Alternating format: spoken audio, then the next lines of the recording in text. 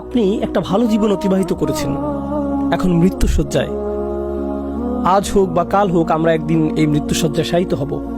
আপনি শুয়ে আছেন আর আপনার চারপাশে পরিবারের সদস্যরা কান্নাকাটি করছে। আপনি কথা বলতে পারছেন না, কারণ বালাগাতি তারাকি, রূহ ইতিমধ্যে গলায় পৌঁছে গেছে। আপনি আমি এই ক্ষণস্থায়ী বাসস্থান ছেড়ে চির বিদায়ের পথে। এই শরীরটাও আমাদের রূহের জন্য ক্ষণকালের বাসস্থান। আমরা এই শরীর ছেড়ে দেবার পথে।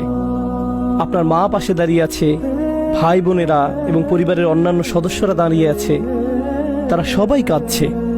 ঠিক সেই সময় আপনার চোখ খুলে গেল, এমন কিছু দেখতে পাচ্ছেন যা অন্য কেউ দেখছে না। দেখতে পেলেন ফেরেশতারা নেমে আসছে। আশেপাশের কেউ এই দৃশ্য দেখতে পাচ্ছে না, কিন্তু আপনি দেখতে পাচ্ছেন, কারণ অদৃশ্যের পর্দা আপনার সামনে থেকে সরে গেছে। আর যখন মানুষ ফেরেশতাদের দেখতে পায়, তখন তারা শুধু দুই দলের ফেরেশতাদের